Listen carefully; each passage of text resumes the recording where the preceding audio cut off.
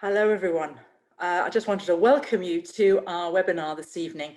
It's really good to be with you. So great to see people already joining us in the chat. Please do keep your questions coming, your comments coming. It's really important that this afternoon, this evening, is a collaborative event. We really want to hear from you and we want to be chatting. So really good that you've been able to join us.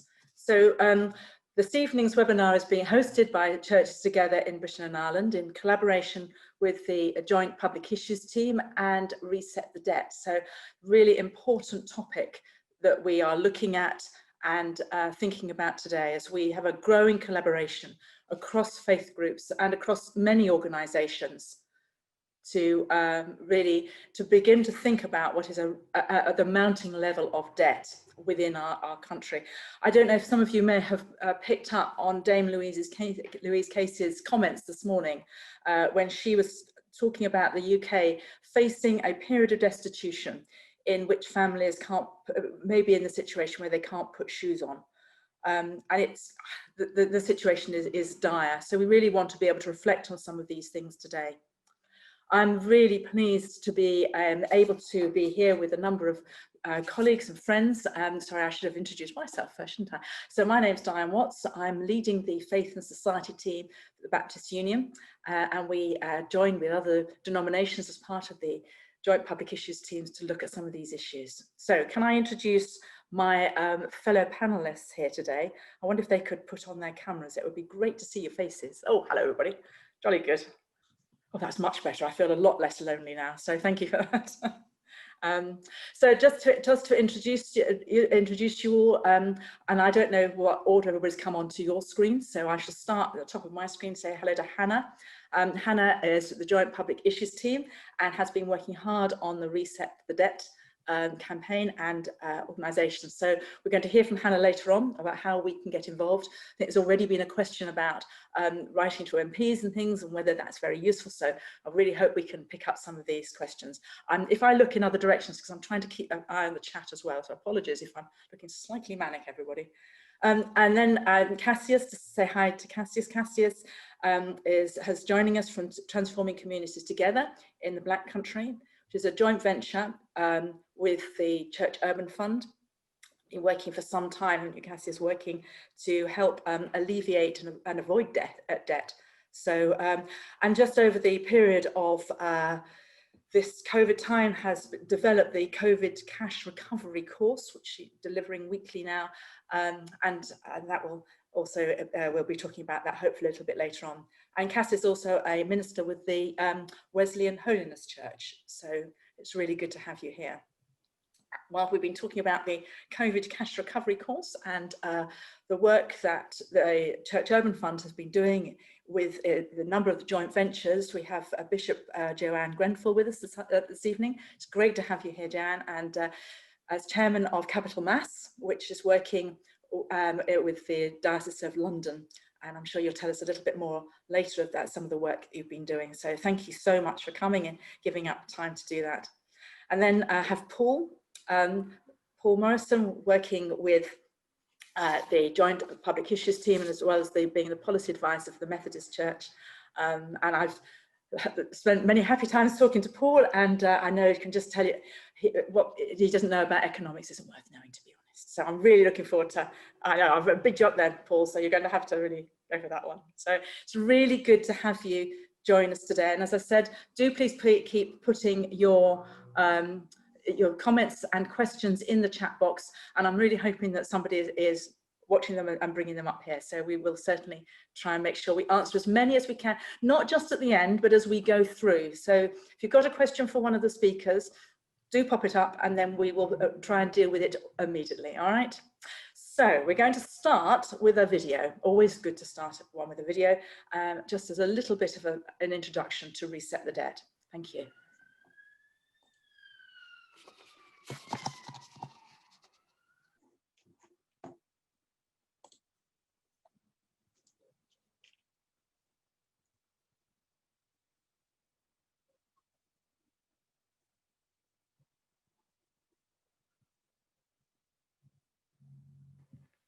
Not start with the video.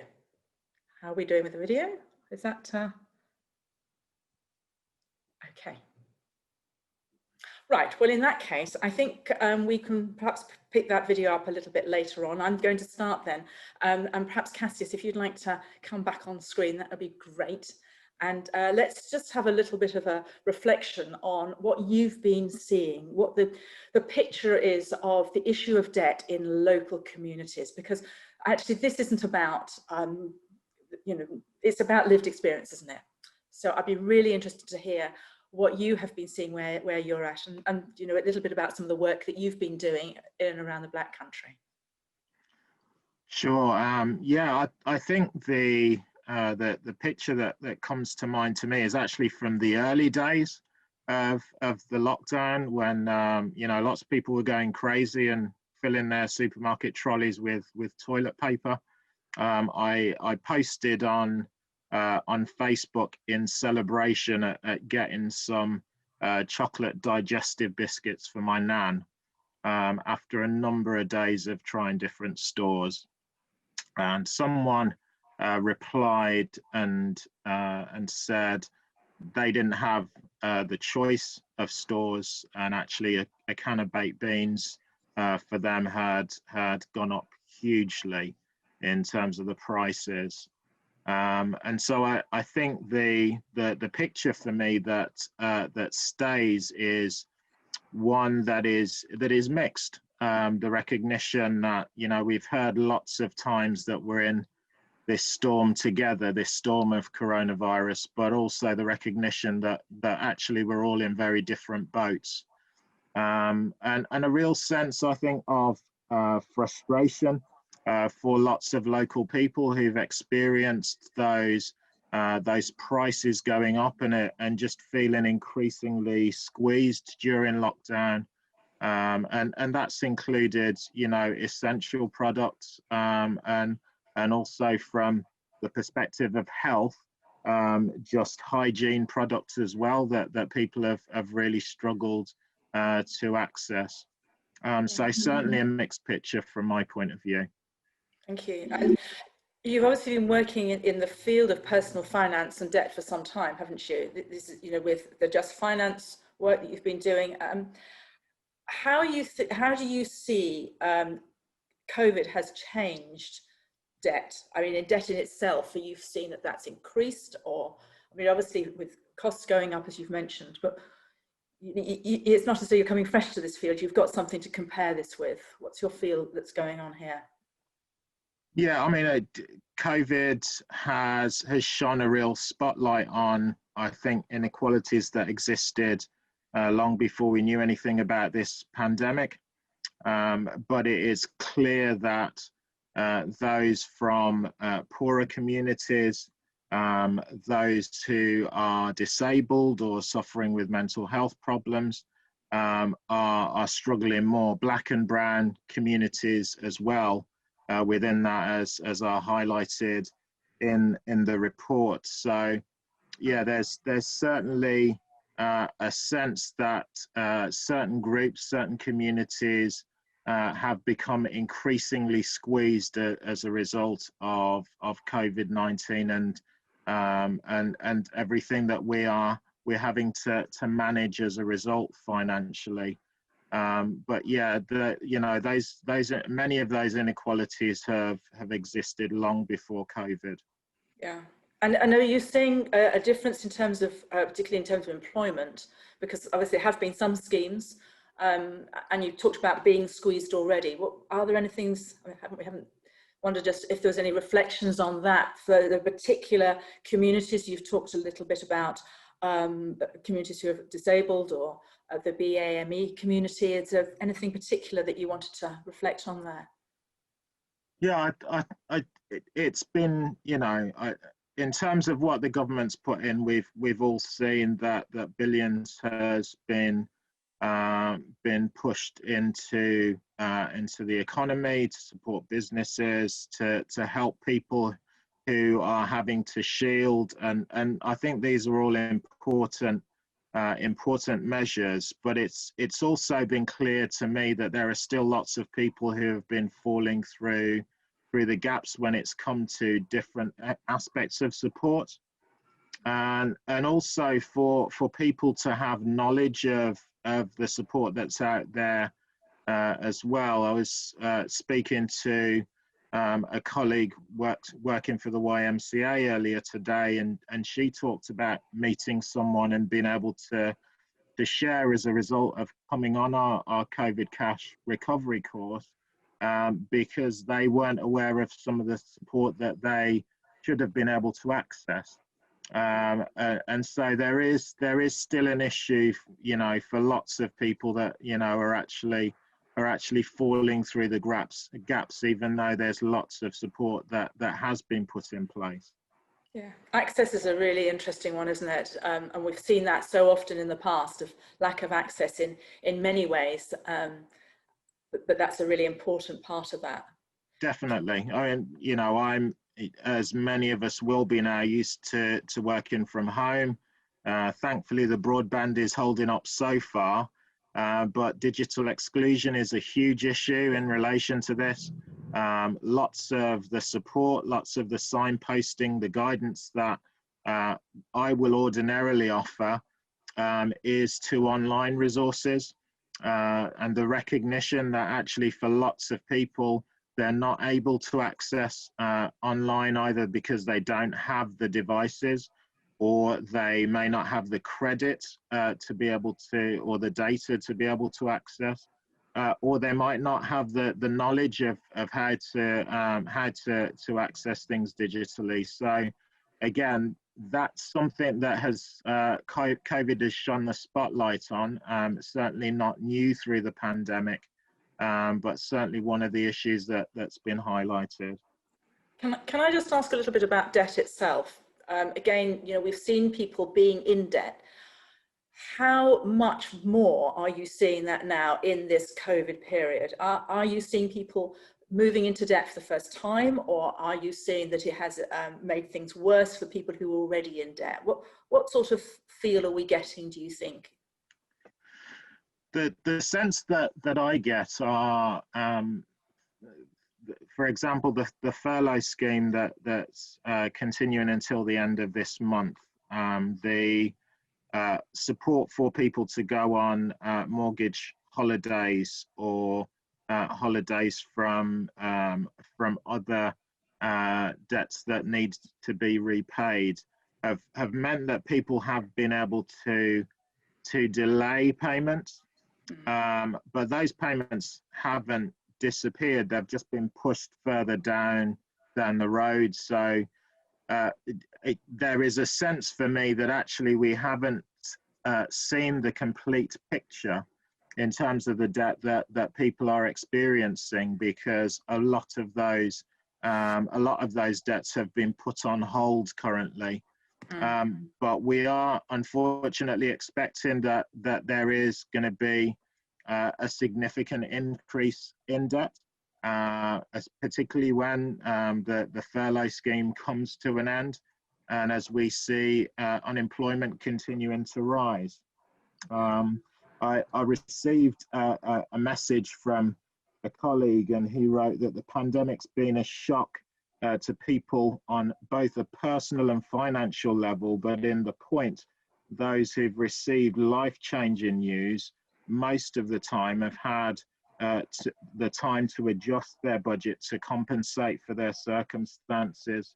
But COVID-19 has not only magnified this for individuals, but it's also introduced a new circumstance, which is something that can lead to someone who would normally have not experienced mental health or physical health issues or financial issues, and are now experiencing all of these at the same time. And I thought, you know, in terms of the work that my colleague is doing around preventing shocking debt, we are seeing all of these issues converge and making it very difficult for people to be able to recover.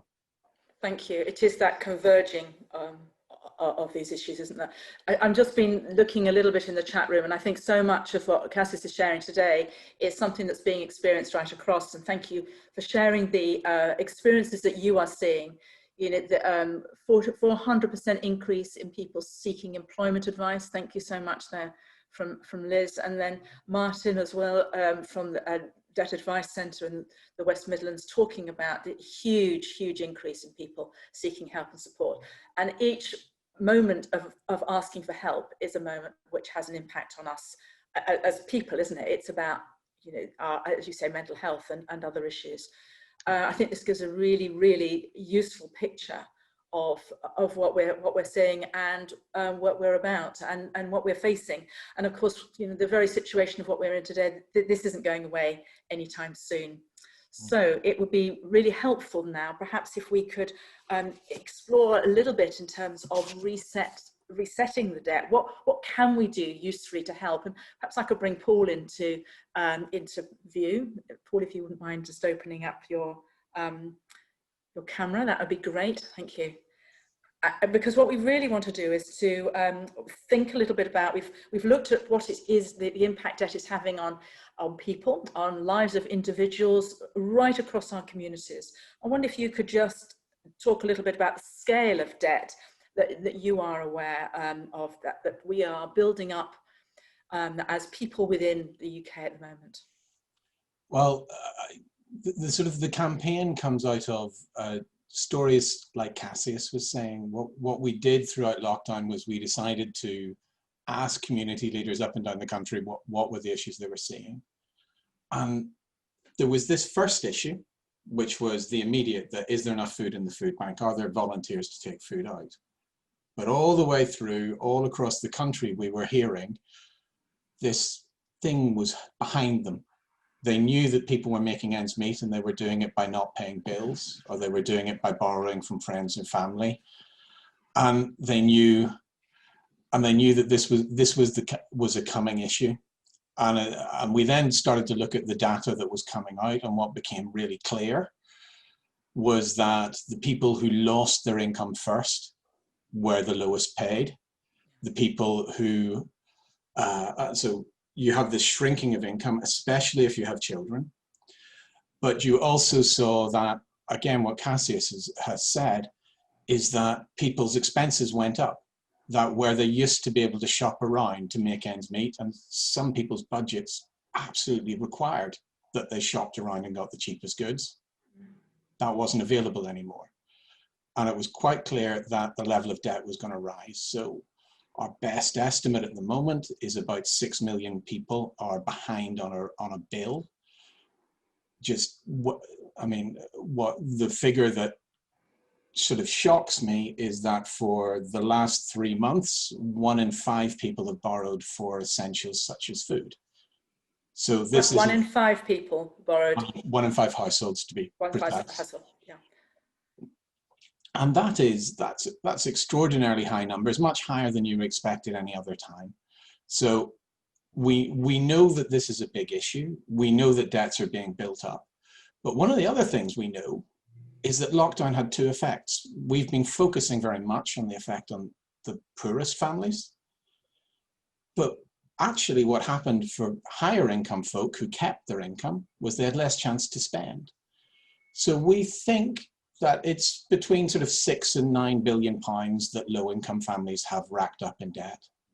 But we also know that higher income families have paid off about 9.5 billion of credit card debt and another 5 billion of other debts. So the inequalities that Cassius was talking about are absolutely magnified, and you can see them focused in the data now. So yeah, in terms of scale, I think I could summarize that with big. Okay. So really what we're doing this evening is reflecting on some of the ways in which we can actually begin to combat this and address some of the issues that have been talked about tonight.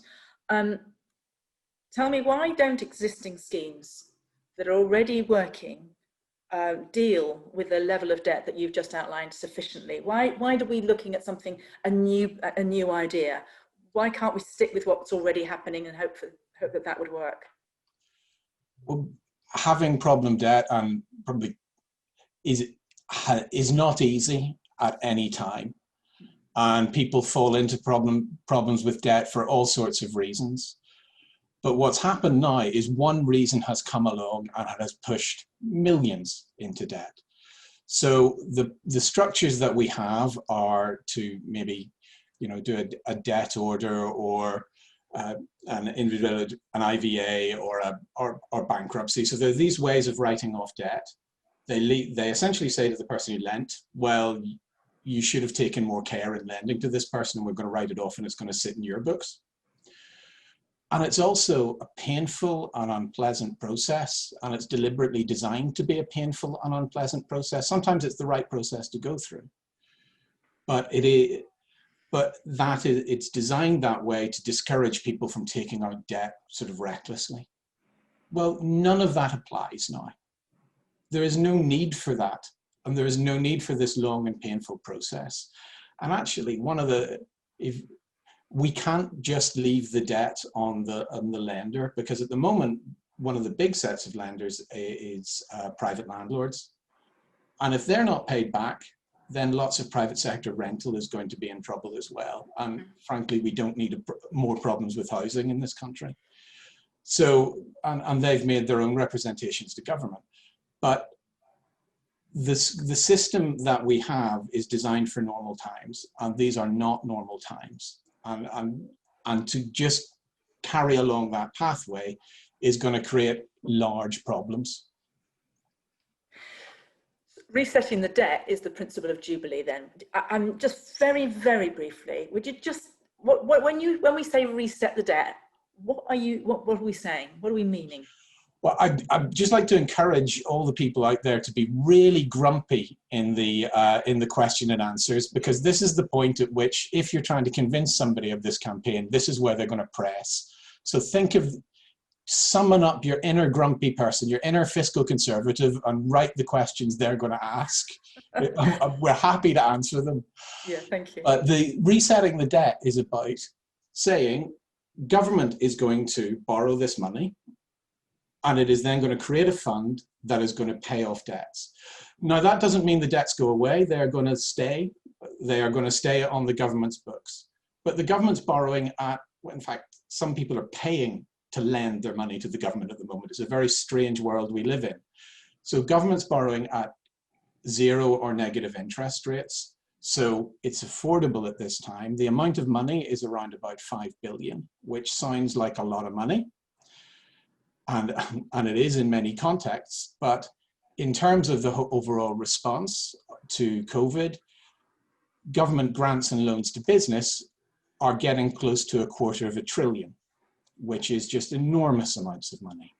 And they are there to sort of make sure that businesses can thrive and can be ready for when the lockdown stops. We're asking for this money so that families can thrive and be ready for when the lockdown stops. And it's much less, and in our view, just as important, if not more so. Okay. So any fiscal questions, you're more than welcome to ask.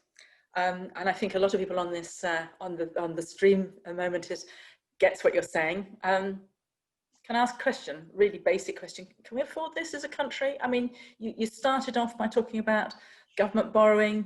I'm going to try and be your grumpy fiscal one. You know, should we really be doing this anymore?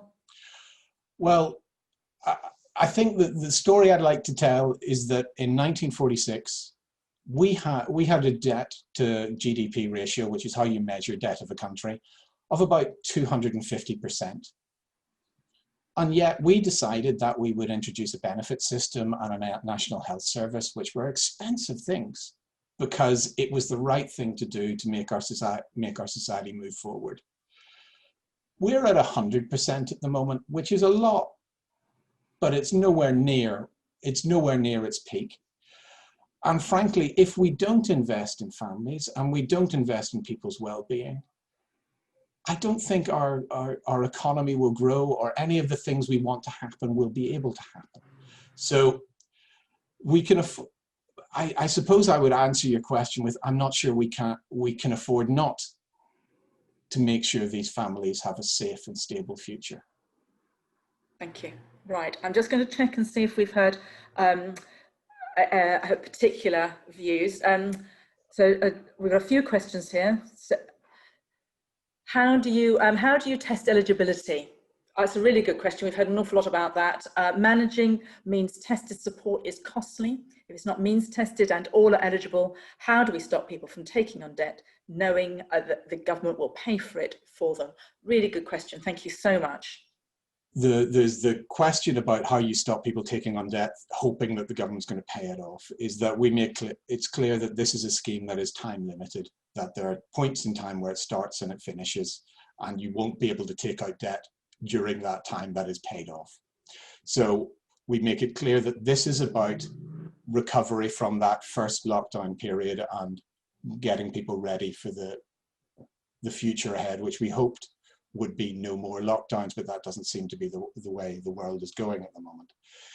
In terms of eligibility, we know that other organizations are working in this space, so have got much more detailed proposals than us, and they're going to be published in the hopefully next few days. But simply put, that it will be going through the universal credit system, and so it will be worked out with work coaches, and there will have to be an idea of what evidence is required, which strikes that balance between being confident that you're paying off the right debts, while at the same time making sure that it isn't overly there isn't an administrative burden. And that is a difficult balance to strike, but it can be done. And we know that other people who are better experts than that are working on it. Right, thank you. I'm quite keen that we move on to hear from Bishop Joanne in a moment, but I just want a question here from John Miles. Hi, John. One argument I've heard from sessions with MPs is that it's best to help people to repay their debts in a manageable way, because that's empowering. People want to repay, so wouldn't writing off debt be disempowering? And thank you for channeling your the grumpy voice, John. I appreciate that, because I know that he says that's not your view. Thank you. I think that argument has a certain amount of merit in normal time. I think it doesn't have a great deal of merit at this time, because at this point in time, this large weight has fallen upon people. And actually, you would have to give them a huge increase in their incomes such that they could dig themselves out. And that would be much more expensive and long-term would cause all sorts of problems. Actually, this is a one-off problem that requires a one-off solution. And I am absolutely confident if Rishi Sunak announces it tonight as the result of this webinar, nobody is going to shout, "I feel disempowered." I'm very confident that won't be the shout of those whose debts are being paid off. Thank you. Okay, there is a final question from Capital Mass, and that really leads us into being able to have a chat with Bishop Joanne. So that would be great if we can perhaps do that. And then the question from Capital Mass is about how do we convince the government to listen to us when they're very business focused. Well, I'm going to hold on to that question, and perhaps we'll talk to Hannah about that as well, how we can do that. Paul, I could keep talking about this for hours, and I'm sure that a lot of us can be putting questions in the chat box, but I'm aware of time. So welcome, Bishop Joanne, and thank you so much for spending some time this evening with us. The webinar very much looking at the issue of debt, but it's also an opportunity for churches, for people of faith, to reflect on some of the issues that we have been talking about today. So I'd really like to explore the role of the church that we have here. So perhaps I could start off with a question. What are some of the core principles about the Jubilee, which is resetting the debt? What are some of those core principles that it establishes that can speak to us today? What do you think? Sure. For me, Jubilee is a whole way of thinking about money and systems of money, including lending and borrowing, but systems that put our relationship to God first, and put them above simple profit, and in a way that allows everybody to participate in the common life. So really, it's rooted in texts that you can go and explore for yourselves in Deuteronomy 15 and Leviticus 25. And it comes out of the people of Israel having been liberated. I apologise for the dogs barking, it's my shopping arriving. That's very appropriate. It comes from the people of Israel having been liberated and God giving a commandment that they should be different because of the experience that they've been through. So this is about building a new kind of community with a commitment to freedom at its heart. Now that really speaks to us today, because it says that we too need a system that puts human beings first, just before, before profit, and also that people can always be brought into common life so that they have enough food and resources to survive on. So it would affect how we see lending and borrowing, how we treat debtors and those in poverty. It always puts social relationships, human beings, before economic ones. And fundamentally, it reminds us that we're human beings. We're not Bitcoin in the world's economic system. We're actually children of God, and that changes everything. So you're saying really that when we're looking at resetting the debt, we're not just talking about an economic principle here. There's something much, much deeper and actually more distinctive too. Yeah, absolutely, that's right. So that it's actually a moral issue as much as it is an economic one, and it has to be underpinned by ethical judgments about what's right and fair, whether that's to borrowers or to lenders. And it's then really about the kind of relational consequences of that we need to talk about in public square discourse, not just about what's the interest rate, but actually what's the human cost and the human benefit of things. So just a couple of examples. Leviticus in particular reminds us that poverty isn't going to just disappear. And Jesus says in Matthew's gospel about the poor always being with you. So if there will always be people in need, then what's your response? It can't be to ignore them, and it certainly can't be to seek profit from their misery. So that would affect how we do things like lending. But even more fundamentally than that, it's about starting by saying that the wealth and security we have doesn't actually belong to us. It comes from God in the first place. So we are we're loaned what we have, but we don't possess it. And if we understand that and our own dependence on God, then actually how we treat other people becomes different, because we want to help them flourish alongside us, recognizing that we all have the use of these resources for a time, but actually that we're all dependent on God. So absolutely, it's a moral issue, not just an economic one. And you talk about understanding of relationship. Theological understanding of relationship is just so powerful, and it really speaks into a society today. We've got a lot to say, haven't we, in the whole thing about resetting the debt in terms of a relationship changes all sorts of things. Yeah, absolutely, because if we know, each of us, that we're made by God, then we also know that we're joined to each other through creation, if we're all made by God. And therefore our duty is to kind of look on each other with the same kindness that we know or that God already shows to us. Now that might seem a kind of odd place to start in an economic system where people, it's what makes the world go around, isn't it? Trade and profit, and they're normal things that are present through all societies.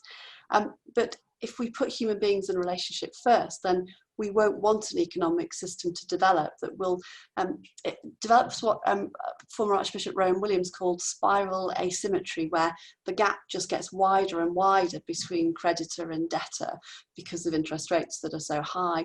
That means that nobody can get out of that cycle. And so to make a conscious decision that because of our human relationship with each other, we won't let that happen.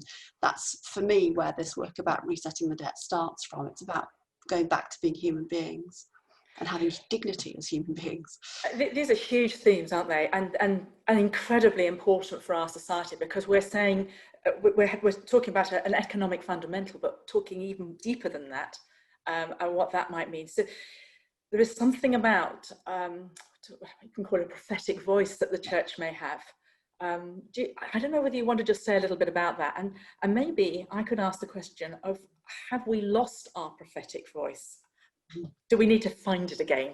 Yeah, I'd love us to discover in humility a kind of confidence about what we can contribute to the debate, because many religions and cultures over centuries have developed ways of thinking about economics and about borrowing and lending well, and those practices have kind of evolved over time, and therefore they give us something to speak into this debate about how this might be done fairly and ethically. So I want us to come first of all saying we have something to bring, but I'd also want us to come saying, whichever denomination or religion we come from. We cover the whole of this country. We have that grassroots experience. We know from our faith communities, from our churches, that there are people in debt who are turning to the church for help and for advice. And so my feeling is that we're entitled to speak with a degree of confidence about what's wrong, because we're there, trying to be the hands and feet of Christ and actually getting involved at a grassroots level. We also know, because we represent a whole range of different people, that some people have been hit harder by this than others. So low earners were more likely to be furloughed, so were younger workers, so were black and brown people. And we have to talk about the kind of structural things that are there, that are unjust to start with, that we have experience of from our, across parishes, across churches, all across this country. So yes, I would like us to speak much more about the effects of our economic policies, across time and across space, that if we act in a way that robs future generations of their legacy, then we're doing something wrong. If we act in a way that puts people at a disadvantage in other parts of the country where they're poor, because this is about international debt, it's not just about household debt, then again, we're doing something wrong. So I would love churches to gather and find their prophetic voice and speak to governments, speak to local politicians and say something has to change, put human beings first again and, reset the debt. Okay, and thank you. There's a comment being made, or that it's also huge issues of justice, not just morality. Yeah. It focuses often on the individual as a child of God, but the community as a holder of wealth justly. That's a really under God. That's a really interesting point to put through, that it is an issue of justice. That, I don't know whether you want to reflect on the difference between justice and not just about morality. Yeah, no, I completely agree. I suppose I'm thinking in terms of my own personal response. How could I ever personally hold somebody else in a debt that took away their means of survival? That would be immoral on my part. But yes, the scaling it up of that into looking at our whole systems and structures, that's for me where justice comes in. And that's the kind of value that we have to weigh as a society and say, do we put that above individual or corporate profit? And my answer would always be yes. And so therefore the work is about seeing how this works through all of the decisions we make, whether that's about climate change, whether it's about taxation, whether it's about benefit provision, education, that they're all fundamentals in how we live together and the structures that surround us. So yes, I completely agree. So is there something about holding the powerful to account? And one of our contributors has just asked that question. It's about accountability, calling on for accountability. Has the church got a role in calling those with more power to account? I believe it has. I think it feels a bit that many churches are struggling to find that voice, and the Church of England certainly is struggling to find that. And I think our reputation has in many ways been damaged by things that we've done wrong, including around failures of safeguarding. So to say, yes, we must speak and the world must listen feels a little arrogant when there's so much that we need to put right in our own house first.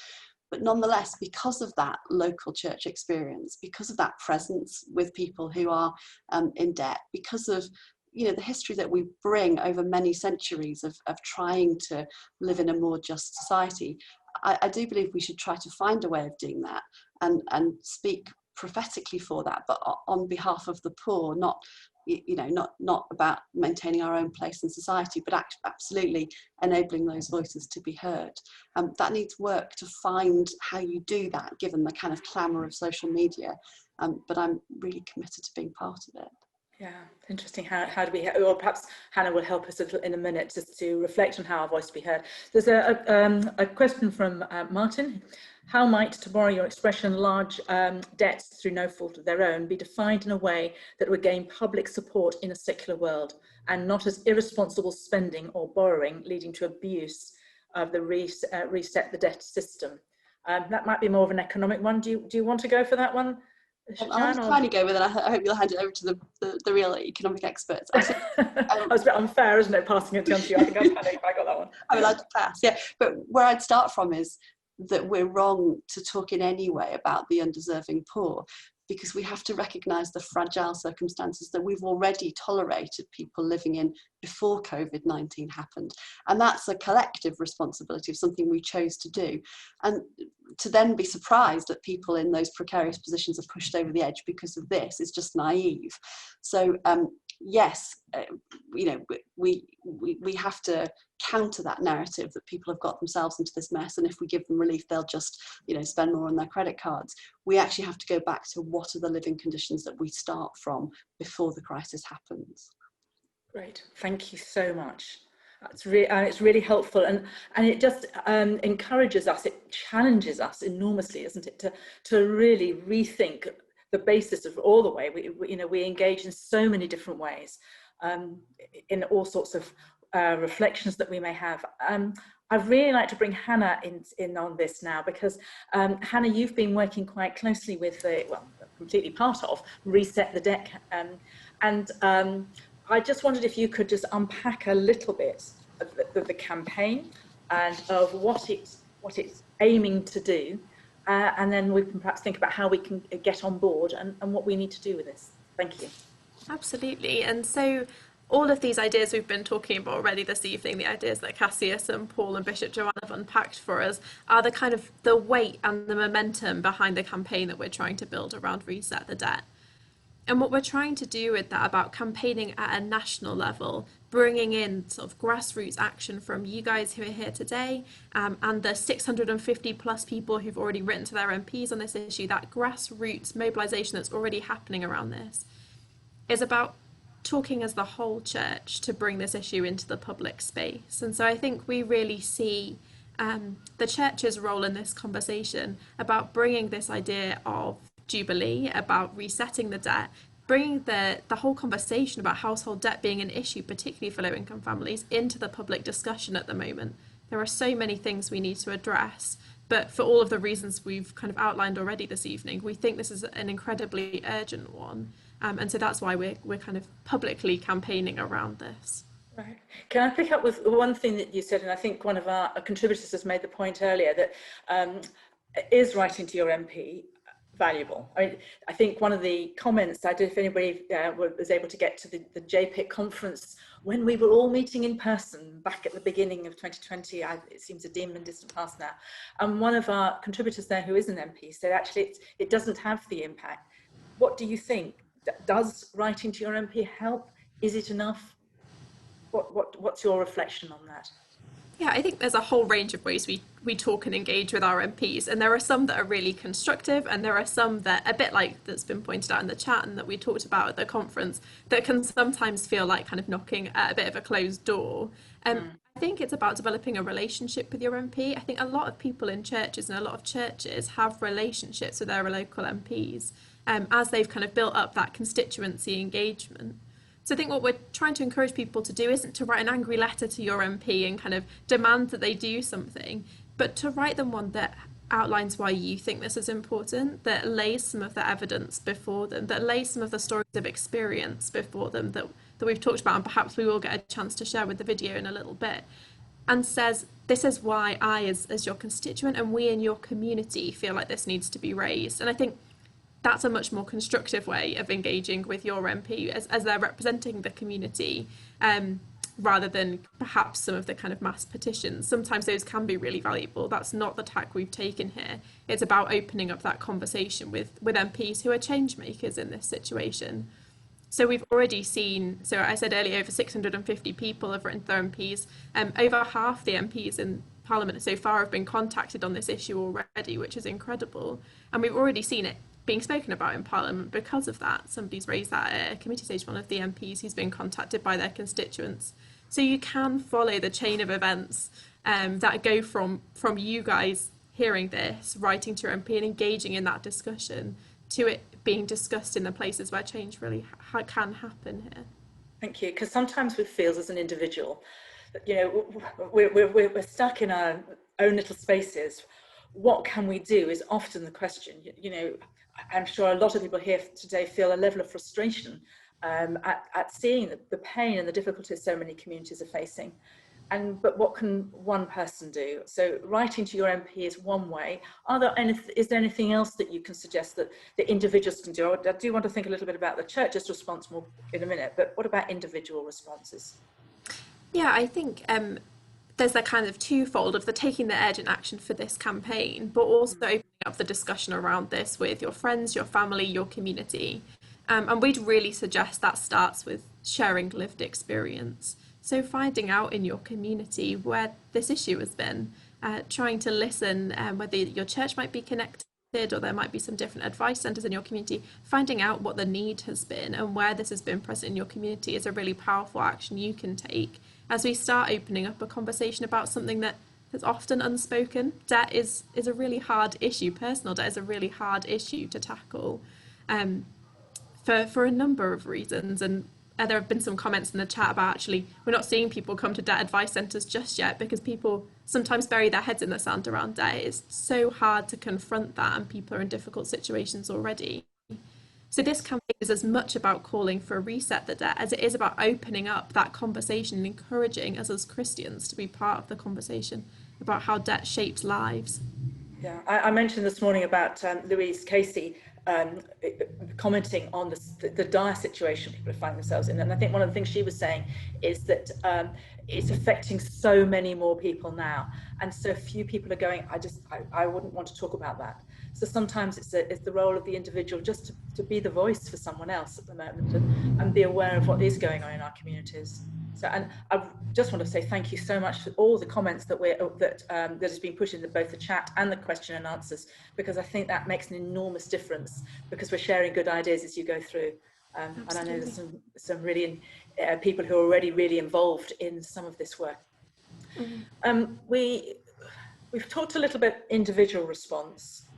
How about the corporate response? And Bishop Joanne, I think, has really placed a really important thing before us, calling for our prophetic voice as churches. What does it mean to have that within Reset the Debt? What could we really do together? What's in our corporate voice here? So I think the reason we're campaigning nationally about this is being able to say with legitimacy, the churches are calling for this. It's not just kind of people who've thought about it in an office somewhere, somebody in the JPIT team. It's not been a conversation for us, but this is a conversation we're having nationally. This is about connecting up the local action that's happening in so many different places to the national voice of the church. And I think that's one of the things that makes it prophetic. This can't happen because we've read a book, we've written a paper, we're holding it before somebody. It happens because we're all praying, because we're all discussing and exploring and sharing stories of lived experience, and then bringing that before the people who are leading this country and making decisions. I think that's where the powerful thing comes in here, that actually that's the way we believe as Christians we make change. And so what we don't want is for us all to kind of log online, write to our MP, disengage. This is a long-term issue, I'm afraid. It's not something we hope that it's something that could go away tomorrow, but that doesn't necessarily mean that the mood has changed in the country around how we ensure that everybody has what they need. So this is about stepping in and choosing to engage with this bigger picture from our theology, in our prayer, in our church conversations, as well as our action. Yeah, thank you. We have a question from Nikki who says, have other faith organisations been asked to get involved with this campaign? See, we have JPIT, the Joint Public Issues Team, so that's the Methodist Church, the URC Church, Church of Scotland, Baptist Church, of course, Bishop Joanne here today, and we have at least representatives of the Church Urban Fund who are in partnership with a number of dioceses around the country. What other faith organisations are involved with this? Yeah, so we're working closely with Church Action on Poverty on this, and some of you might have come through them this evening because it's Challenge Poverty Week England and Wales this week, which Church Action on Poverty are pioneering. We've got a number of faith and non-faith groups involved. You can have a little look over on our Reset the Debt website and see a list of endorsements from people. But so we're on day 12 of launching the campaign. And what we'd really love to do is bring so many more people on board with this. We want to open up that conversation. We are already in conversation with lots of other organisations, faith and non-faith organisations, about this to strengthen the voice that we can have collectively. And so we really hope that as this grows and builds momentum, that list of people endorsing this will just get longer and longer. So do check out over on the resetthedebt.uk website. You can see the longer list of people who are supporting us. That's great, thank you. Ian asked the question, is it particularly important to engage with the new Conservative MPs who came in at the last general election on the levelling up agenda? Are you finding that there is a particular way in with some MPs? Yeah, absolutely. I think engaging with some of the new Conservative MPs and the MPs who came to the last election is really important as we look to kind of both shape relationships with them, but also shape conversation. We're working with people as they engage with their MPs to respond to the certain issues that they are raising. So whether they're raising things around the current and existing schemes that are in place, or if they have questions about the practicalities of what we're suggesting, we're offering to work with anybody who's engaging with their MP around that to help you respond and build that relationship. But certainly there are MPs who are movers and shakers in this kind of world and in parliamentary conversation at the moment. Getting involved with those new Conservative MPs, if that's your constituency, is really important. That's great, thank you. And it's interesting, a number of people are commenting about perhaps interfaith groups. I mean, we are only 12 days in, so connecting is not going to be easy at the moment. I mean, it's still a work in progress, but I wonder if there has been interest in the campaign from other faiths. Have you been able to experience that yet? Bearing in mind, we're only 12 days. Yeah, not practically yet. We had some great coverage over the launch weekend, national coverage. We've mostly been Christian organisations calling for this so far as we've explored. This is firmly rooted for us in our theology, but we think that's a really open conversation to say how can we engage with other faiths around this issue and what do they bring to the table from their own values and theology and culture that opens up this conversation for them as well, and I think that will only enrich this. So we're yet to have those conversations, but it's certainly an open door. Brilliant, thank you. Now I'm aware of time, and I know that many of you will want to be, I've got other things to do this evening, so I want to draw some of this to a close, and I know there are lots of other questions. As I say, great comments in here. There's just one question that I would like to just draw attention to, because there's something around the draft debt respite scheme or breathing space. And I don't know whether that's something that you want to talk about, Hannah, or perhaps Paul wants to come in on that. How is the scheme breathing space different to reset the debt? Because I think Rachel asked that question. It's a good question, Rachel, because I certainly asked myself that question, or asked the question a couple of days ago when I was looking at all of this too. Paul, do you want to just very briefly talk about what the breathing space scheme is about and why it's not the same as reset the debt? Yeah, the breathing space scheme is something that many of the responses from especially Conservative MPs have mentioned. And it's a fine plan. It's an idea whereby people can essentially, once they seek help, they can say, for 60 days, nobody can chase me, my interest payments have stopped. But that is not anything to do with debt relief. And it was designed, and it's an incremental improvement of the way we've managed debt over the past 10, 15 years. And it's a good thing in that. But it is not a sufficient or even an appropriate response to the difficulties we find ourselves in now.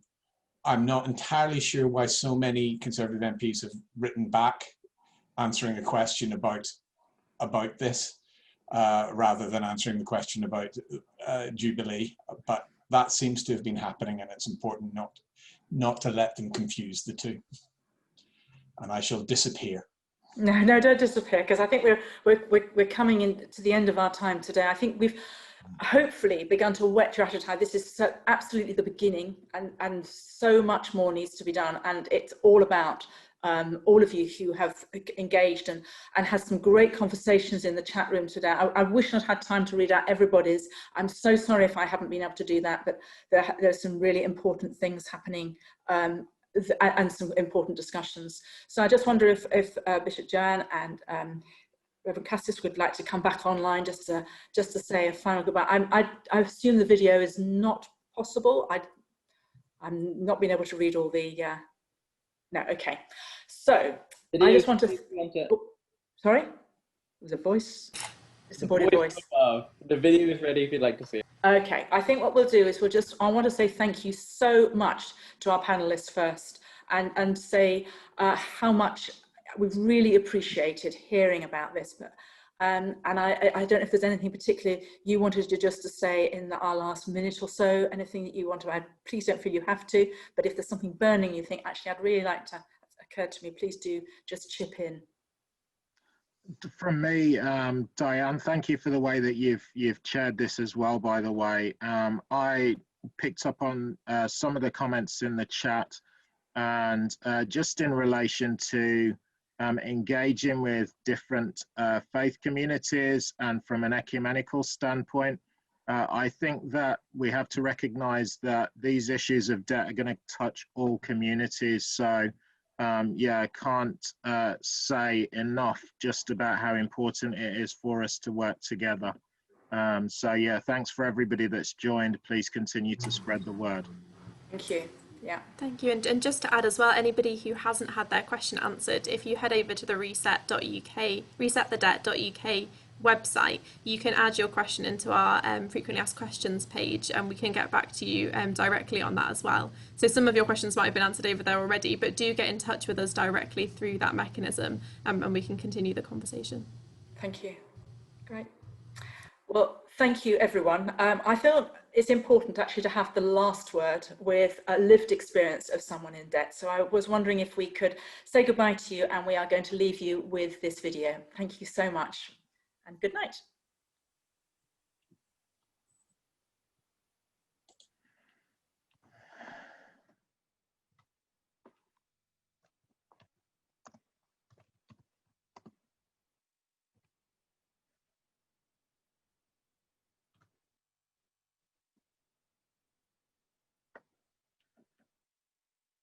Making ends meet, and has fallen behind with bills and rent.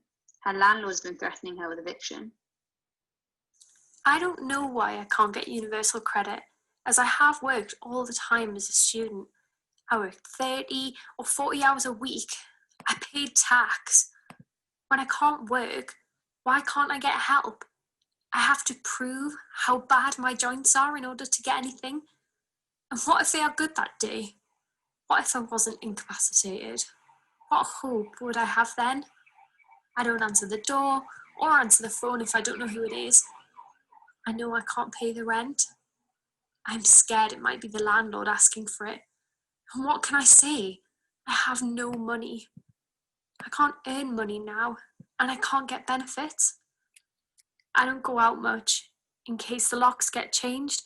I know he shouldn't, but he could. And if he did, I know I owe him. I want to pay, but I can't. Even if I get some work or universal credit, I owe 4 months' rent. I'm not going to have enough to pay that off until I graduate and get a career job. If the debt was taken away, I would cry. I wouldn't be scared or worried all the time. I would be able to study and hopefully get a career job and not always be counting and thinking about money. An estimated 6 million people in the UK have been swept into debt as the result of COVID-19. We need a solution. For people like Leanne, it's time to reset the debt. Visit resetthedebt.uk for more.